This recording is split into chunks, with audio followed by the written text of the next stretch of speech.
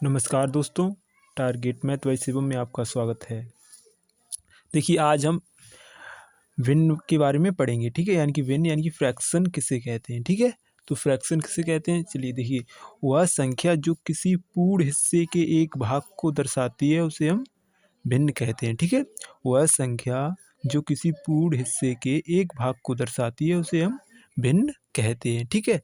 तो चलिए इसे हम और डिटेल में समझते हैं, ठीक है। देखिए जैसे ये एक आकृति है, ठीक है। इसमें देखिए ये एक आकृति है, ठीक है। यानी ये एक सर्कल है, ठीक है। इसके हमने भाग किए हैं 1 2 3 4 5 6 7 8 यानी कि 8 हिस्से किए हैं, ठीक है। हमें बताना है कि इसमें जो रंगा हुआ भाग है वो कितना है, ठीक है। ये रंगा हुआ भाग है, ये कितना है, ठीक है। तो देखिए इसमें कितना भाग रंगा हुआ है, 1 2 3 यानी कि 3 भाग रंगे हुए हैं, ठीक है। तो इसे हम कैसे लिखेंगे, 3 यानी कि 3 भाग रंगे हुए हैं। और बट्टे में कितना लिखेंगे हम, टोटल भाग कितने हैं, 1 2 3 4 5 6 7 8, बट्टे में हम लिखेंगे 8, ठीक है। अब देखिए इसे हम आगे समझते हैं, ठीक है। देखिए इस ऊपर वाले भाग को बोलेंगे हम अंश, ऊपर वाले भाग को हम क्या बोल देंगे, अंश। और नीचे वाले हर को क्या नीचे वाले भाग को क्या बोलेंगे, हर, ठीक है। अब आप समझ सकते हैं, ठीक है। जो हर में संख्या लिखी होती है वो किसी वस्तु का टोटल हिस्सा होता है, ठीक है, यानी कि कुल भाग होता है, ठीक है।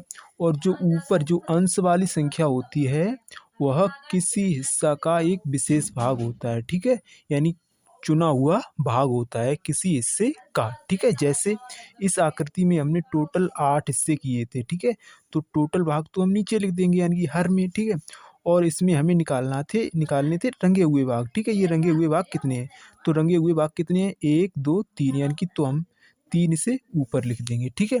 तो इसी को ही हम बोलते हैं, जो संख्या ऊपर लिखी होती है उसे बोलते हैं हम अंश, और जो संख्या नीचे लिखी रहती है उसे बोलते हैं हम हर, ठीक है। इतनी बात आपको समझ में आ गई, ठीक है। अब देखिए थोड़ा और हम डिटेल में अब चलते हैं। इतना आपको समझ में आ गया होगा, ठीक है। आगे हम अब थोड़ा सा सॉल्व करेंगे फ्रैक्शन को, ठीक है। देखिए इसमें इसमें क्या है, इसमें हमें देखिए ये एक फ्रैक्शन ये है और एक फ्रैक्शन ये है, ठीक है। इसे हमें अब सॉल्व करना है, ठीक है। तो देखिए इसे हमें सरल करना है थोड़ा, ठीक है। इसे सरल हम कैसे करेंगे, देखिए इनमें दोनों में क्या कॉमन है, 6 और 8 में, और इधर 12 और 15 में कॉमन क्या आपको दिख रहा है, ठीक है। देखिए इसमें 6 में और 8 में 2 का भाग चला जाएगा, यानी कि यहाँ पर 2 कॉमन है, ठीक है। तो इसे हम सरल करने के लिए 2 का भाग देंगे, ठीक है। इसमें हम 2 का भाग देंगे तो ये कितनी बार जाएगा, 3 बार जाएगा। इसमें अगर हम 2 का भाग देंगे तो ये कितनी बार जाएगा, 4 बार जाएगा, ठीक है। अब इसमें कुछ भी कॉमन नहीं है, ठीक है। तो ये पूर्ण तरीके से सॉल्व हो चुकी है, ठीक है। यानी कि 3/4 ये पूर्ण तरीके से सॉल्व होके आ गई, ठीक है। तो 6/8 को हम लिख सकते हैं 3/4, ठीक है। कितना लिख सकते हैं, 3/4, ठीक है। ऐसे ही इसे हम सॉल्व करेंगे। इसमें देखिए 12 और 15 में क्या कॉमन है, 3, यानी कि 3 का भाग इसमें भी जाएगा और 3 का भाग इसमें भी जाएगा, ठीक है। तो इसमें हम 3 का भाग देके सरल कर देंगे, ठीक है। 3 चौके 12 4 बार जाएगा, 3 पंजे 15 5 बार जाएगा, ठीक है। इसे हम लिख सकते हैं 4/5, ठीक है। कितना लिख सकते हैं, 4/5, ठीक है। ये सरल तरीके हैं, सरल हो चुकी है, ठीक है। अब देखिए इसमें हम ज्ञात कर सकते हैं कि किसी वस्तु के टोटल 4 भाग थे, उसमें से 3 किसी को प्राप्त हो गए, ठीक है। यहाँ पर किसी वस्तु के टोटल 5 भाग थे, इसमें 4 किसी को प्राप्त हो गए, ठीक है। इसे तरीके से हम समझ सकते हैं फ्रैक्शन को, ठीक है। अब आगे हम थोड़ा और अच्छी तरीके से फ्रैक्शन को सॉल्व करेंगे। अब आगे देखिए ये वाली हम फ्रैक्शन सॉल्व करेंगे, ठीक है। पहली फ्रैक्शन है 1/2 प्लस 4/2, ठीक है। अभी हमने आपको पहले बताया था कि ऊपर वाली संख्याओं को बोलते हैं हम अंश और नीचे वाली संख्याओं को बोलते हैं हम हर, ठीक है। इतना तो आपको समझ में आ गया होगा पहले ही, ठीक है। तो देखिए अगर दो भिन्नों यानी कि एक भिन्न ये है और एक भिन्न ये है, इन्हें हमें जोड़ना है, ठीक है। तो इसे हम जोड़ेंगे कैसे, ठीक है। अगर दोनों भिन्नों के हर बराबर हैं या जितनी भी भिन्ने हैं अगर उनके हर बराबर हैं, हर में यानी कि समान संख्या लिखी हुई है, तो हर को तो हम एक बार इधर लिख देंगे, ठीक है। एक बार लिख दिया, ठीक है। अगर बीच में प्लस चिन्ह है तो ऊपर वाली संख्याओं को हम जोड़ देंगे, 4 और 1 5, ठीक है। इतना समझ में आया। अगर भिन्नों का हर बराबर है तो नीचे हम लिखेंगे वह संख्या, और अगर बीच में प्लस चिन्ह है तो ऊपर वाली संख्याओं को हम जोड़ देंगे, अगर बीच में माइनस चिन्ह है तो ऊपर वाली संख्याओं को हम घटा देंगे, ठीक है। ऐसे ही इसे हम सॉल्व करेंगे। अब देखिए हर बराबर है इसमें, तो हम नीचे 5 लिखेंगे, ठीक है। और देखिए ऊपर वाली जो संख्या है उसमें प्लस चिन्ह लगा हुआ है, ठीक है। तो यहाँ पर ये हम 8 और 3 जोड़ देंगे, ये कितना हो जाएगा 11, यानी कि 11/5 इसका आंसर हो जाएगा, ठीक है। ऐसे ही अब हम नीचे वाली सॉल्व करेंगे। ये नीचे वाली भिन्न क्या है, 7/3 माइनस 2/3। देखिए इसमें हर बराबर है, इसमें भी, ठीक है। तो हम क्या करेंगे, नीचे हम 3 लिखेंगे और बीच में माइनस चिन्ह है, तो इसे हम घटा देंगे, यानी 7 में से 2 घटा देंगे, ठीक है। तो घटाएंगे कितना बचेगा 5, ठीक है। 7 में से 2 गया 5 बचा, ठीक है।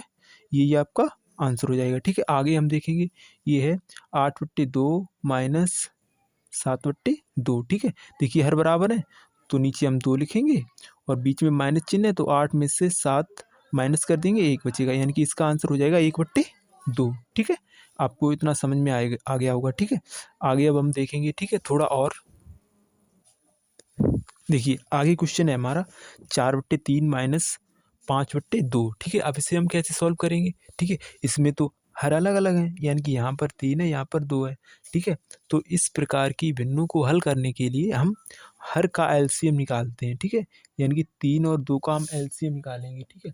अब एलसीएम किसे कहते हैं, एलसीएम वह संख्या होती है जो दी गई संख्याओं से पूर्णतः विभाजित हो जाए, ठीक है। एलसीएम हम किसे कहते हैं, जो दी गई संख्याओं से पूर्णतः विभाजित हो जाए, ठीक है। तो 3 और 2 से विभाजित होने वाली सबसे पहली संख्या कौन सी है, ठीक है। यानी कि 3 से भी विभाजित हो और 2 से भी विभाजित हो, कौन सी सबसे पहली संख्या है, ठीक है। देखिए 3 और 2 से सबसे पहली विभाजित होने वाली संख्या है 6, ठीक है। कौन सी है 6, ठीक है। इसे हम निकालेंगे कैसे, 3 और 2, इनमें हम पहले देखिए 3 और 2 से कटने वाली संख्या कौन सी है 2। पहले हम 2 का भाग देंगे, इसमें 2 की पहाड़ी में 3 नहीं आएंगे, 3 ऐसे ही उतारेंगे, फिर 2 एकम 2, ठीक है। फिर इसमें हम 3 का भाग देंगे, 3 एकम 3 और 1, ठीक है। इनका हम गुणा कर लेंगे, अब जिन संख्याओं को हमने भाग दिया उनका हम गुणा कर लेंगे, ठीक है। तो 2 तिया 6, एलसीएम कितना आएगा इसका 6, ठीक है। अब इसे हम कैसे सॉल्व करेंगे, ऊपर वाली संख्या उतारेंगे नीचे और यहाँ पर गुणा का निशान लगाएंगे, यानी कि ऊपर वाली संख्या उतार के गुणे का निशान लगाएंगे, फिर नीचे है 3, ठीक है। 3 का जितना एलसीएम आया है उसमें हम भाग देंगे, ठीक है। तो 3 दूनी 6 दो बार जाएगा, ठीक है। एक बार और समझ लो, ये जो एलसीएम निकल कर आए ना, उसे हम एक लाइन नीचे के नीचे लिख लेते हैं, ठीक है। ये ध्यान रखना, ठीक है। फिर उसके बाद हम क्या करते हैं, ऊपर वाली संख्या उतारेंगे, गुणा के निशान लगाएंगे, जो पहली हर है, पहला हर है, पहली भिन्न का हर है, उसका हम भाग देंगे एलसीएम में, यानी 3 दूनी 6 दो बार गया 2 लिखेंगे, ठीक है। माइनस चिन्ह है, माइनस चिन्ह लिखेंगे, ऊपर 5 है, 5 लिखेंगे, गुणे का निशान लगाएंगे, ठीक है। फिर नीचे कितने हैं 2, 2 का भाग फिर हम 6 में देंगे, 2 तिया 6, 3 बार गया 3 लिख देंगे, ठीक है, ठीक है। अब एक बार और समझ लो इसे, ठीक है। इसे चलो पहले ये सॉल्व करते हैं पूरी।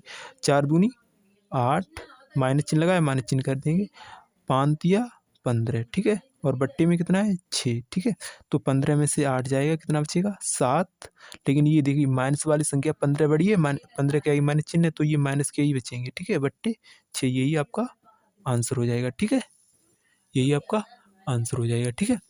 आगे का है, देखिए इसे हम और एक तरीके से और सॉल्व कर सकते हैं। देखिए जब हर 2 भिन्न हैं, ठीक है, इन्हें जोड़ना है या घटाना है। अगर यदि हर पहली संख्या विषम है या दोनों संख्याएं अभाज्य हैं, तो उनका हम डायरेक्ट एलसीएम लेने के लिए डायरेक्ट गुणा कर देते हैं, ठीक है।